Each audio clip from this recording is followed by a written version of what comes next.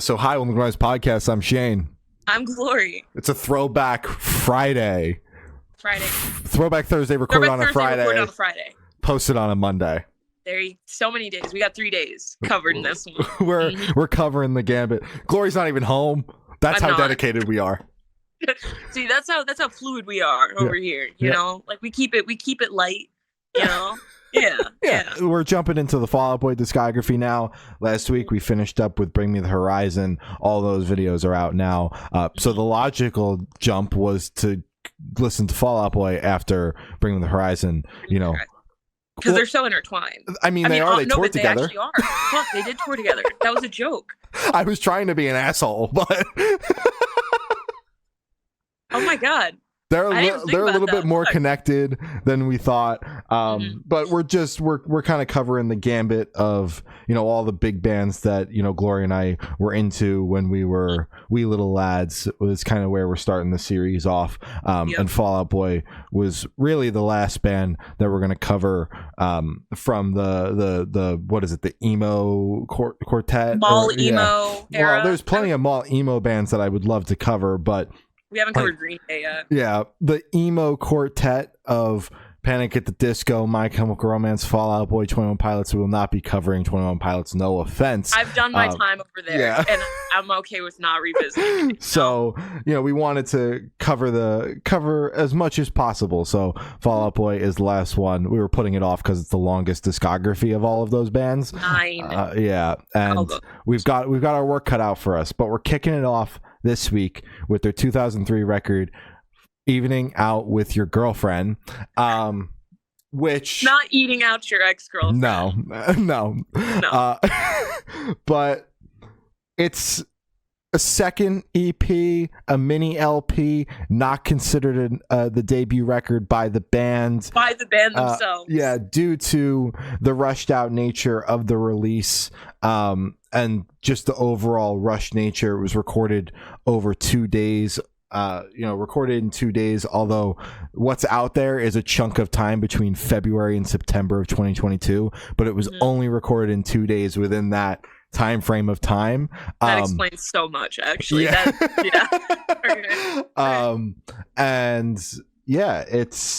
It's definitely an album that we had to listen to. I texted Gloria and I was like, I can't believe I'm spending we're recording this on Friday, March 7th, 2025.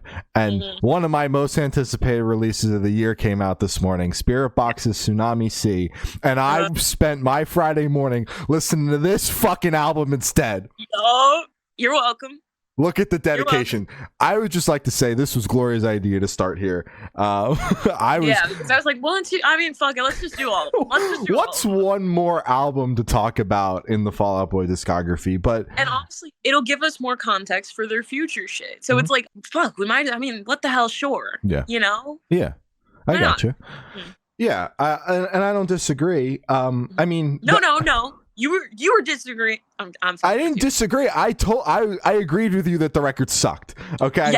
Yes. The record. Spoilers. Yeah. The record is not good. No. It is absolutely a product of its time, but I don't disagree with you that it definitely shows where the band is heading. Because the songs themselves aren't terrible. Like, if you listen to the song as a song, you can understand why the band got to be where they are. Although I do feel like basically every single song on this record drags on way too long. I mean, it is still very early on in the band's career. Every single song felt like it could have been 30 seconds shorter, had one too many choruses, an extra verse, and that was just across the board. But the songs themselves, they are solid writes. But the production, the mix, the master, everything about the actual body of work and the listening experience is painful. Yes. Yeah. Keep going, man. You're preaching to the choir right now. Honorable mention. This song started and I was like, do they even know how to sing? No offense, because the opening singing Patrick from Patrick, Stump, and Pete Wentz Oh, um, Pete. is Thanks, Pete. leaves something to be desired. Mm. Not a fan. Not a fan of the way that it opens at all. Calm Before the Storm is a song, the only song off the record that wound up getting re-recorded for Take This to Your Grave. So I was familiar with the song going in. Although, spoiler alert, I don't think I've ever listened to Take This to Your Grave in full. I knew this song because they played it on the last tour that I went to way too many fucking times. Wow. So, Okay, that's so cool that yeah. they play shit from their debut. Dams don't do that, so it's actually fucking awesome to hear. Cool. Yeah. They actually like and real quick, they had like the big stage lights. You know how arena shows are, all the moving parts. They had all these stage lights above them that they brought down lower for the Take This to Your Grave portion of the set to make it like they were playing in a small club. The lights that were way up here, so they brought them down and turned them blue to match the cover art. It took me way too long to figure out why the lights were so fucking low to the ground. But I figured it out. Third time was the charm. Wow. Whoa. 3? Yeah, I was like, oh, that makes sense. Growing up, I like this song, but it's got the same riff as a Pensy Prep song. Frank Iera's one of Frank Iera's 9,000 bands before My Chemical Romance. So I texted Gloria this morning. I was like, I think every band in 2002 was writing using the exact same riff because I've heard this riff before used in Pensy Prep. Yeah, overall, it's not a great album, a product of its time for sure, but I think it gives a glimpse into where the band is heading, and it's cool that it's finally out there. I know the band's not a fan of it, but the fact that they were finally cool with it being up on streaming platforms, because it wasn't for a while. I don't remember it being up there when I first got into the band. Is cool just to say it's out there. Go listen to it, and it is what it is. Not my favorite though. No. I don't think it should be anyone's favorite unless you're like one of those people who's like, the debut is my favorite because you just want to be like special and some shit. And quirky, but like in reality, like Mania is probably your favorite because it is their best record. Spoiler! Glory's throwing out hot takes. You got 2 months of this shit. I'm so excited. I'm very excited for that episode too, because I know I got some shit to say. I'm stalling because I didn't like this record at all, and I hate shitting on like records from bands that I admire and bands that I deeply respect, because Fall Out Boy, as we said, is part of the emo quartet, trio, whatever the fuck, however you want to put it. I thought this record, I mean, as you said, was a product of its time. It oozes, it's 2003 was when this came out. Yeah, oozes 2003. It is a messy, grungy, just uncoordinated, lopsided pop punk album. It is so difficult to listen to. The mixing is awful. The singing is awful. The riffs are like fine, but as you said, it's kind of like copied and pasted from every other project that was happening back then. So it's not even like they did anything crazy with that. There's no personality in it, in my opinion. Nothing that screams like, oh wow, you can kind of see Fall Out Boy, like the little bud of Fall Out Boy start from. If you put this in front of me, I wouldn't have guessed this was Fall Out Boy ever, because it doesn't have any of their personality. They're babies in it, to be fair. They were fucking teenagers when they wrote this shit. So, that's completely fair. You don't really know who you are. Granted, you wouldn't even fucking know who your band is. You don't even know the identity of your band. So it's like, how the fuck would you have that? Bring Me the Horizon, the band that we just last covered, their debut record sounds nothing like how they do now. Yeah. So it's like it's always going to be a setup for failure when we're doing these reviews, where it's like we know how they sound now, and then going back to their debut, it's always going to be shocking. So yeah, no, I didn't like this record at all. Yeah. I didn't like any of the songs, which kind of sucked, because again, it was just like in one ear out the other, and I gave it, I think, like two listens, maybe. I can't even, and it just all sounded like mush to me. None of the songs were distinguishable from the other.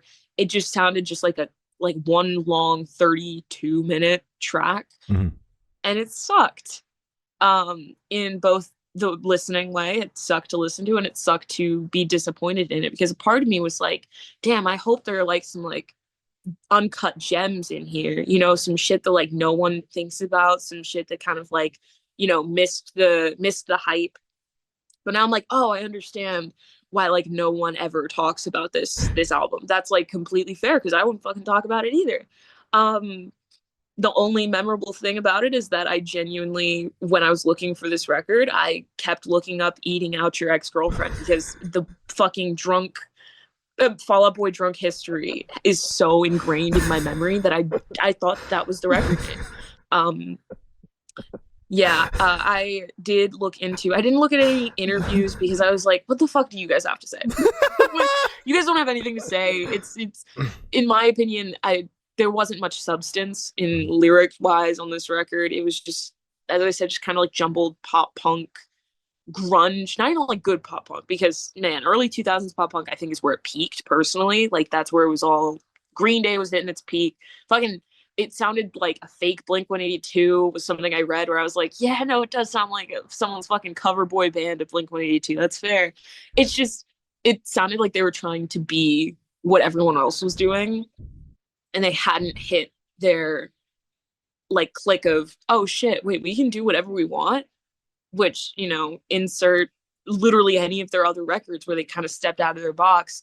They got a little dancey, they got a little like heavy, but with this one, it just felt like they were just following the crowd, and that sucks so bad because Fall Out Boy is so, they could do whatever the fuck they want, and they have such a broad spectrum, and seeing them kind of conform, fucking conformists, seeing them conform is just so strange, and it doesn't work, because yeah, it just sounds like a ripped off fucking Fall Out Boy. Nope, ripped off fucking Green Day and Blink 182. It just does not sound like them. There was one thing that I read where someone was like, amazing is the only word I can use to describe this record. And I was like, you're a fucking dick rider. Do we listen to the same record? It's okay. You can be different, but just be honest. You can say you like the record, but I would not describe it as amazing. I would describe it as, for the time being, probably, you know, okay. Yeah. You know? Yeah. Yeah, just okay. But yeah, that's my review. I have no songs to shout out. It's just in one ear out the other, jumbled, muddy. Not a fan. Fair enough. Yeah, I came away with it, you know, mainly just being like, I wish I was listening to Tsunami Sea by Spirit Box this morning. But also, you know, enjoying a couple of songs for what they are, and those are Calm Before the Storm. There's a reason why that song ultimately was brought on to what it becomes the official debut record for the band. Growing up, because the riff reminds me of Pensy Prep, and Pensy Prep, that album Heartbreak in Stereo is like hands down one of my favorite albums of all time, and I wish that Frank would bring that project back. Unironically, I know it's been, I know the project's as old as I am, but bring it back, please. And Short, Fast, and Loud was okay in my opinion as well. But overall, just okay at best. Bad if you catch me at the wrong time. Definitely not bad if you catch me at any time. Yeah. Definitely not something I'm going to revisit, but I am thankful for what we're doing here, because it finally gave me a reason to listen to this, because I've known about it for a long time and I never really gave enough of a shit to listen to it. Just because I'm like, it's all the way down there, and I really kind of such a far scroll. Yeah, I kind of start my Fall Out Boy true enjoyment with From Under the Cork Tree, so I'm like, why go all the way down there when I can just listen to From Under the Cork Tree instead? So those are our thoughts on Fall Out Boy's 2003 album, mini LP, second EP, hodgepodge. Yeah, evening out with your girlfriend. As we said, we're going to be diving into their entire discography. So if you want to hear our thoughts on the rest of Fall Out Boy's discography, definitely subscribe. We're buckling up for the next 2 months. So we're gonna be chatting a lot about the Falling Out Boys. We got 8 more weeks of this. Yep. You can follow us on Twitter. It's Good Noise for Noise Forecast. Instagram's Good Noise Podcast. Facebook is Good Noise Pod. TikTok is Good Noise Podcast. Audio streaming services are Good Noise Podcast. And Patreon is patreon.com/Good Noise Podcast. Other than that, I have been Shane. I've been Glory. And we've been the Good Noise Podcast. See you next week. Bye. Bye.